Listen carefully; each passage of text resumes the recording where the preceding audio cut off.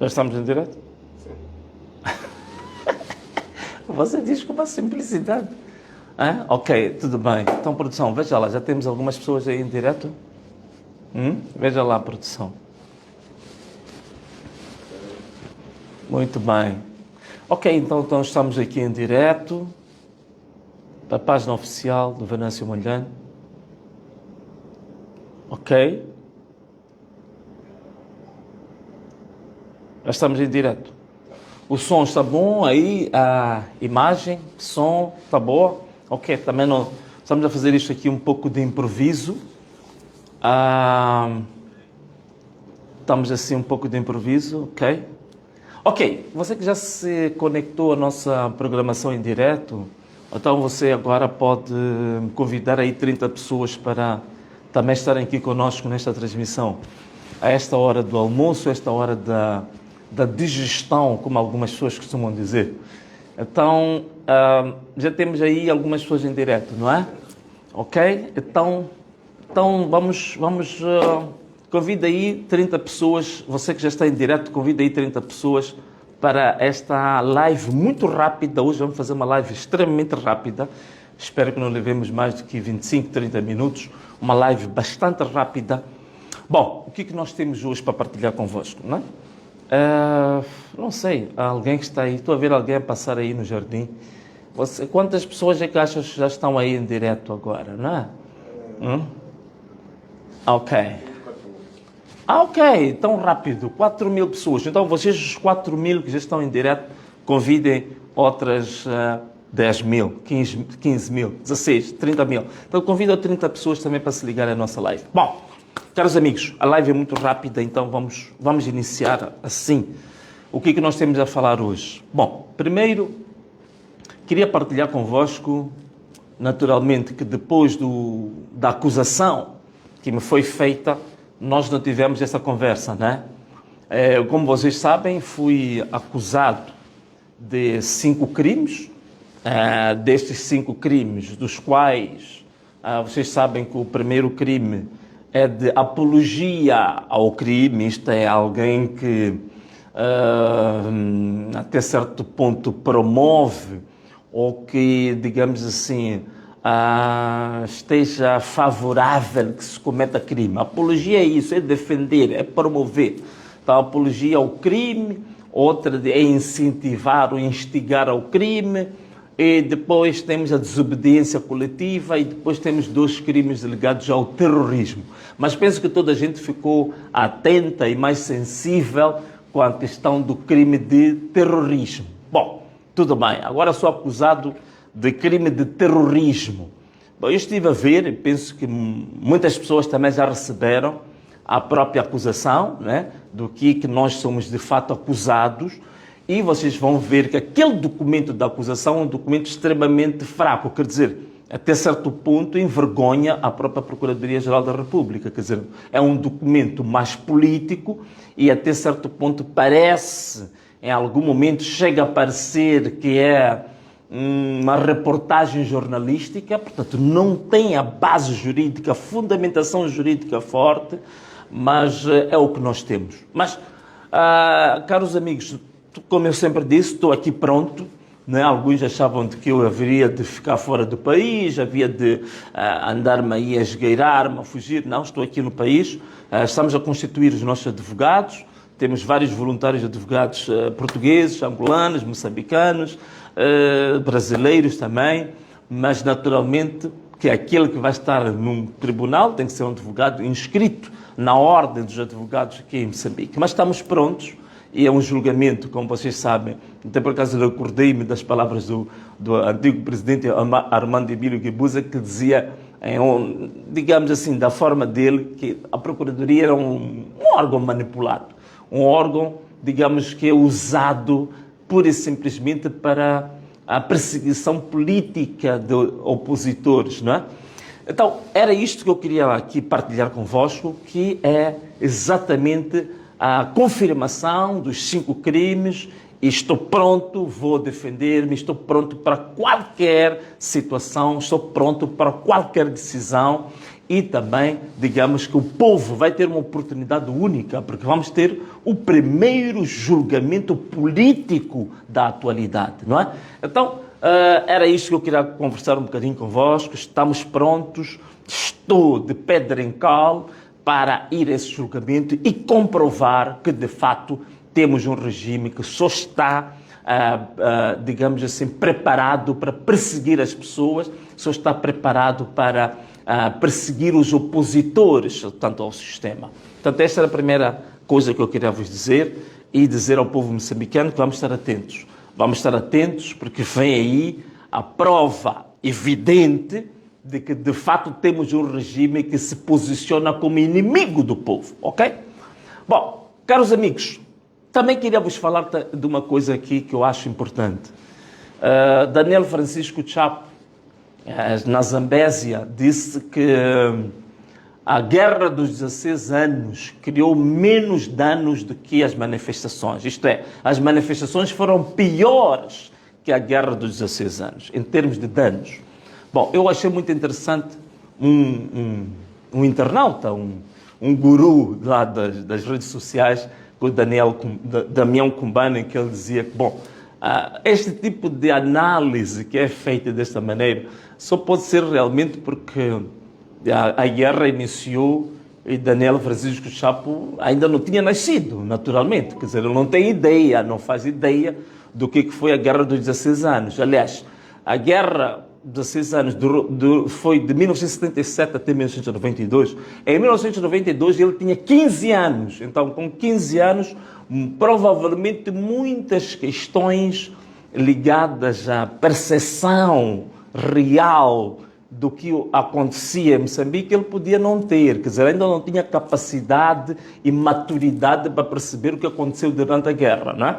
Então, se calhar é mais por causa disso, porque agora eu vou aqui dar-vos dados extremamente importantes, que é para recordar-vos alguns dados só para perceber os danos causados pela guerra dos 16 anos. Durante a guerra dos 16 anos, alguns não sabem, mais novos, a avaliação que foi feita até este momento foram de 1 milhão de mortos. Atenção, presta atenção, abre muito bem os ouvidos, estou a dizer aqui, 1 milhão de mortos. Isto, segundo as Nações Unidas, e aquilo que foi possível, digamos, contabilizar ou inventariar. Porque há muitas pessoas que desapareceram, há muitas pessoas que foram sequestradas, nunca mais foram vistas, mas aquilo que foi possível comprovar nos 16 anos de guerra foi 1 milhão de mortos. Durante os 16 anos de guerra, a avaliação que é feita pelas Nações Unidas foi entre 4 a 5 milhões de deslocados internos. Portanto, dentro do país, entre províncias, pessoas que fugiam, digamos assim, de situações de perigo de vida, foi entre 4 a 5 milhões de pessoas. Só de refugiados, isto é, pessoas que deslocaram do nosso país para fora do país, foi 1 milhão de deslocados, sobretudo no Malawi, no Zimbábue e na África do Sul. Só de minas terrestres levaram 20 anos a serem desativadas em todo o território nacional. Vocês imaginam o que é isto? Só em 2015 é que as Nações Unidas decretou que Moçambique estava de fato livre de minas. Portanto, foram 20 anos com minas terrestres. O PIB, isto é, a produção nacional, tinha caído, a educação tinha caído. Existe um estudo que mostra que cerca de 30% das escolas primárias tinham sido desativadas, estavam inativas, portanto não funcionavam. Os centros de saúde também, o nível de saúde também caiu bastante em Moçambique.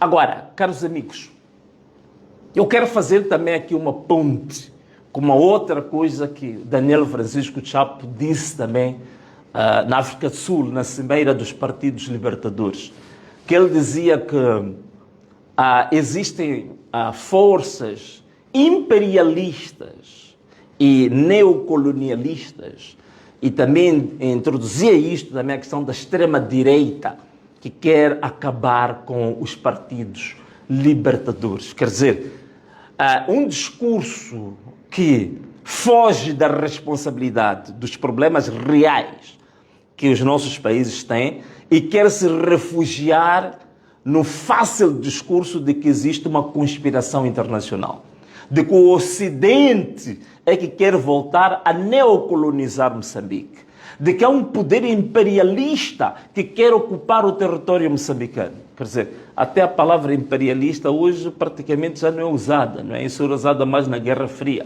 Hoje há outros termos mais adequados à situação real da modernidade. Tanto também está a usar a linguagem totalmente desadequada. Tanto uma pessoa que não percebe exatamente da análise sociológica dos fenómenos atuais. Portanto, não tem percepção real sobre a análise da geopolítica e das questões pertinentes. Tanto mais que até o presidente Joaquim Chissano, né, que também é o presidente que tivemos, né, eu já falei aqui várias vezes sobre as questões do presidente Chissano, ele próprio chegou a dizer que os partidos libertadores tinham se separado, tinham se afastado do povo. Que me parece muito bem essa percepção. É uma pena que ele próprio diz isto neste ambiente, mas na prática ele próprio, em Moçambique, nada faz para que esse fosso entre os políticos e o povo seja reduzido. Tanto mais que ele andou na campanha da própria Frelimo, ele teve uma oportunidade de ser um moderador no conflito que nós tivemos. Joaquim Chissano não se posicionou como moderador, com a posição que ele tem, com os cargos que já ocupou. Ele deveria ter aparecido como a reserva moral nos conflitos e nos problemas que houve em Moçambique, mas ele foi excessivamente partidário. Portanto, o que ele foi dizer na África do Sul não é a prática dele. A prática dele é de uma pessoa partidária, a prática dele é que uma pessoa do fundamentalismo partidário, e a prática dele é que ele está na origem também desta Frelimo ter se desviado do povo, ter se tornado inimiga do povo. Então, ainda o presidente Chissano teve essa tirada um pouco razoável. Eu lembro-me também que o próprio presidente da África do Sul, Cyril Ramaphosa, chegou a dizer também que é preciso fazer meia-culpa. Quer dizer, até os velhotes, digamos assim, Cyril Ramaphosa, Joaquim Chissano, Thabo Mbeki, reconhecem que o problema deve ser analisado numa autorreflexão pelos partidos libertadores e não atirar a culpa para o Ocidente, para o imperialismo, para o neocolonialismo. Quer dizer, a culpa não é do outro, é preciso saber, dentro dos vossos próprios países, como é que estão a gerir a coisa pública? Como é que estão a gerir as necessidades da população? Estão a responder aquilo que são os maiores anseios do povo ou não? Estão a respeitar os direitos humanos? Estão a respeitar a oposição? Problema que nós temos, crime organizado que acabou assaltando esses partidos libertadores, isso é que é um problema sério. Como é que não se vão afastar do povo quando nós temos aqui em Moçambique esta indústria que está a crescer dos raptos e dos sequestros, que já levou centenas de famílias de empresários a desaparecerem de Moçambique? Muitas delas hoje estão na África do Sul, algumas delas estão em Portugal, outras no Luxemburgo, muitas delas no Dubai. Então, como é que esses partidos libertadores vão aqui falar de imperialismo? Os raptos e sequestros são feitos pelos imperialistas. Os crimes estão a acontecer agora, a polícia balear-se umas às outras. Isso é problema do imperialismo. Roubo de votos que é feito nos últimos 30 anos, isso é feito pelo imperialismo. Portanto, é um discurso totalmente absurdo, medíocre, extremamente triste, e que até envergonha a juventude, como muita gente diz que ela é jovem, mas que juventude é esta, com ideias muito mais retrógradas até do que os próprios velhos. Joaquim Chissano e o Cyril Ramaphosa até o suplantaram em termos de ideias mais jovens, ideias mais frescas, não é? O problema que está aqui, que tem que ser refletido, esses partidos de uma matriz comunista como a Frelimo, já sabem da famosa doutrina do comunismo, da crítica e da autocrítica. Então, já não fazem autocrítica. Já se esqueceram da autocrítica. Não, já se esqueceram, tem que olhar para dentro do próprio Partido Frelimo e ver como é que o Partido Frelimo foi se tornando uma organização mais próxima dos criminosos do que do próprio povo. Já esqueceram de fazer. Esse é o exercício que tem que ser feito. Eu estive a fazer uma análise, só para vocês perceberem o que aconteceu nos últimos 50 anos que seja uma coisa mais grave.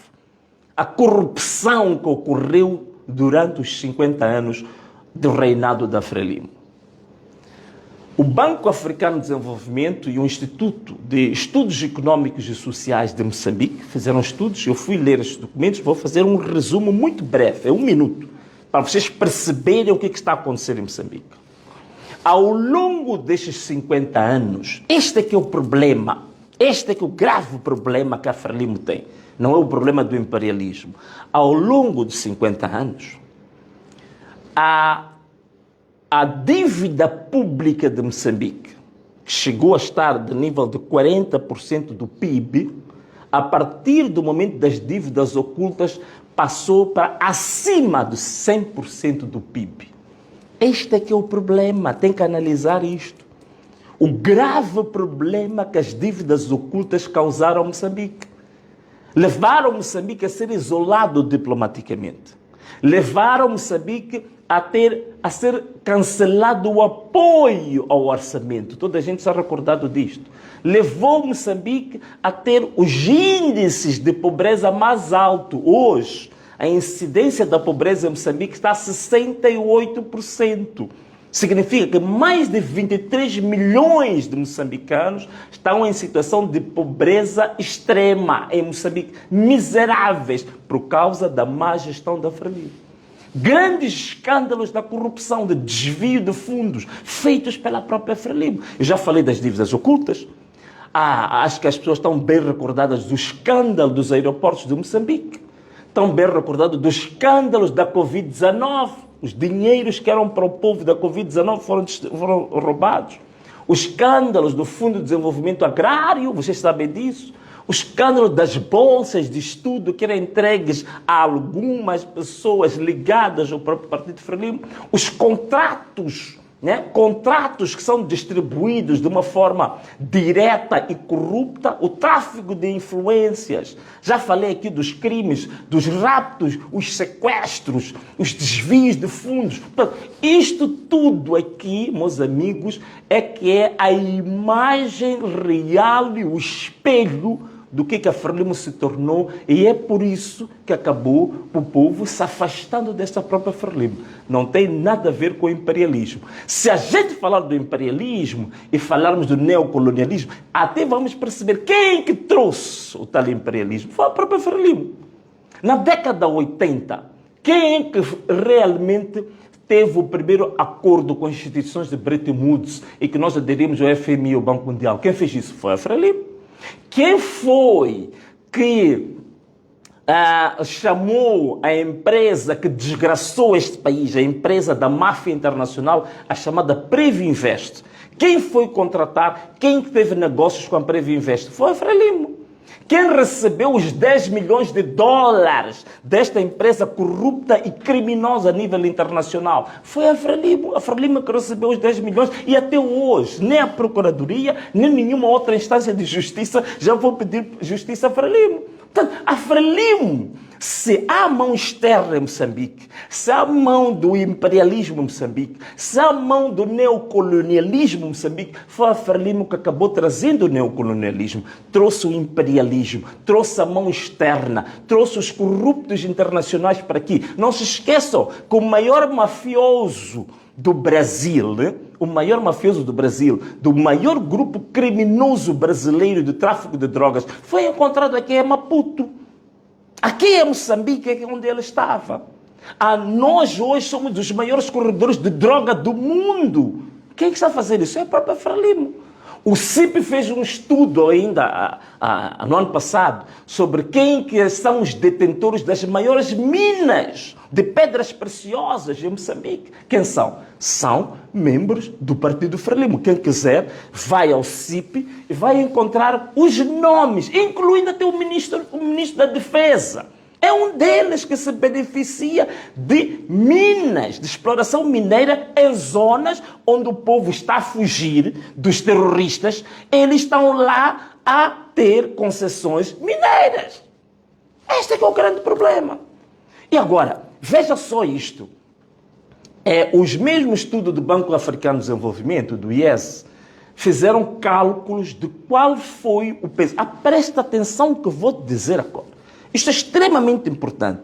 Abre bem os teus ouvidos, os teus olhos, olha muito bem para mim. Isto que eu vou dizer é extremamente importante. O Banco Africano de Desenvolvimento, atenção que até é africano. Se eu dissesse que foi o Banco Europeu, iam dizer que é um banco de fora. O Banco Africano de Desenvolvimento e o IES, numa estimativa um pouco conservadora, disse que em Moçambique o custo da corrupção, presta atenção que vou dizer, o custo da corrupção nos últimos 50 anos, aqui em Moçambique, causada pela Frelimo, foi avaliado entre 15 a 20 bilhões de dólares. Veja só isto. De 15 a 20 bilhões de dólares foi o custo financeiro da corrupção para Moçambique. Significa, há 15 a 20 bilhões de dólares que devia ter sido aplicado para desenvolver as estradas, para desenvolver portos, barragens, diques, para desenvolver, digamos assim, a comercialização agrícola, para desenvolver um sistema de saúde, para desenvolver a nossa educação, para dar melhor qualidade de vida à população, mas entraram nos bolsos de certas pessoas. Quem são essas pessoas? São pessoas ligadas ao Partido Libertador, Partido Frelimo. Volto a repetir os números do Banco Africano de Desenvolvimento. 15 a 20 bilhões de dólares foi o custo da corrupção em Moçambique. Com 15 a 20 bilhões de dólares, nós haveríamos de converter Moçambique, e eu vos garanto, numa grandíssima nação.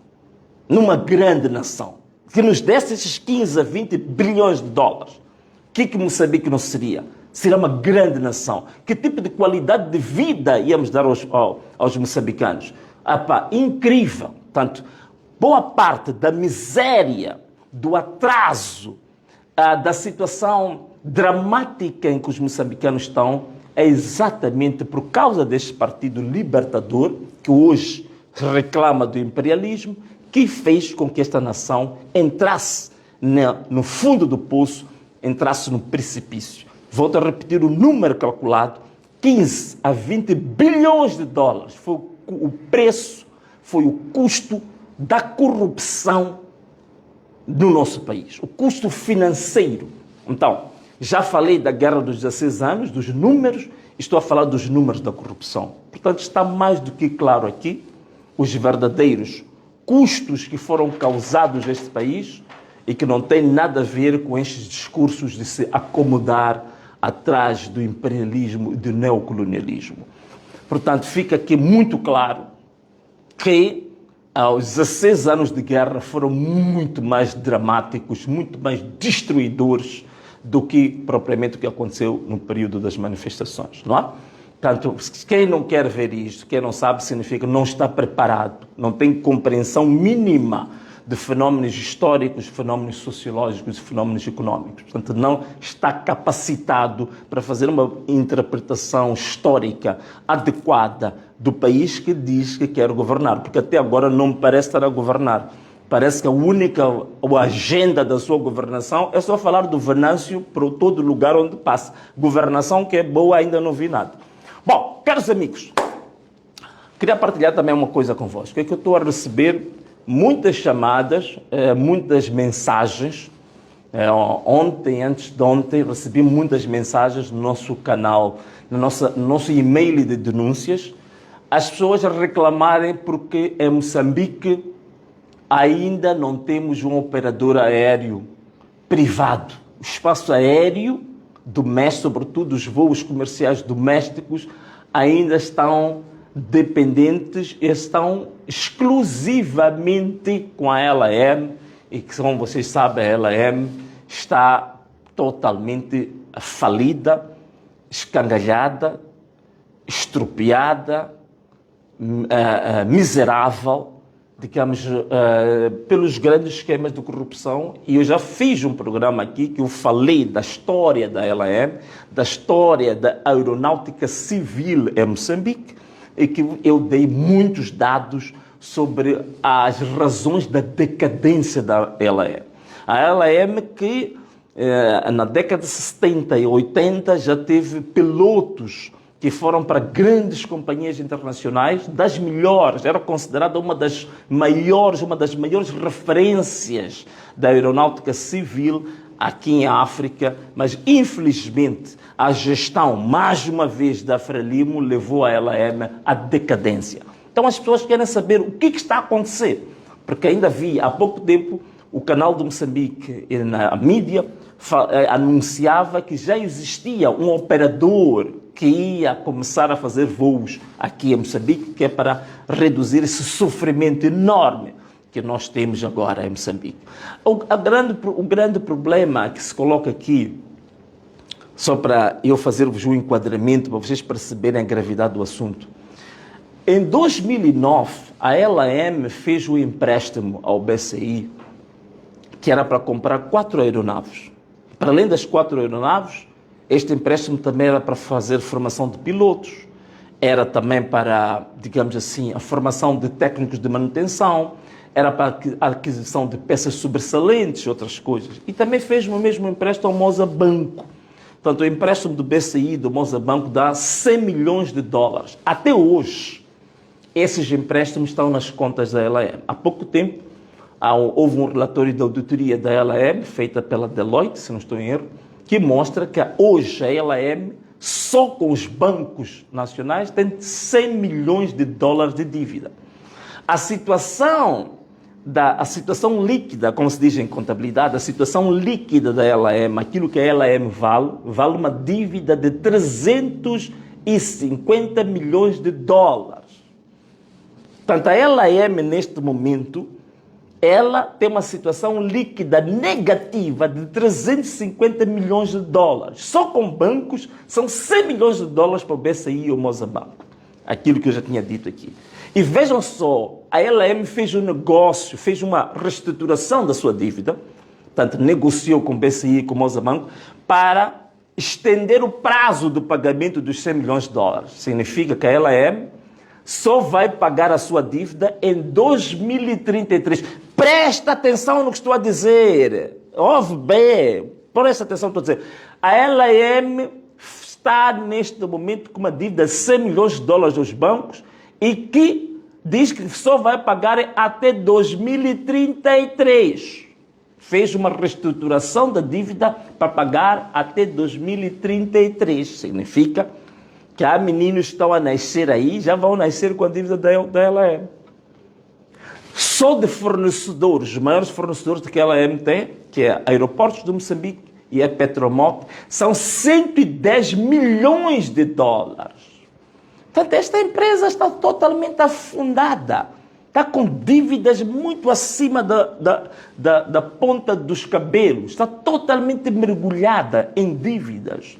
E ainda como se não bastasse, uma gestão calamitosa, caótica, só de clientes. Portanto, há muitos clientes que até hoje têm dívidas enormes com a LAM.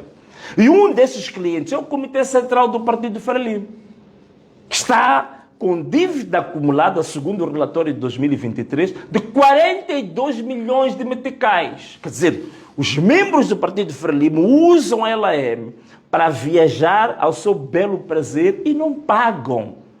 E esta é uma das razões da falência desta própria empresa.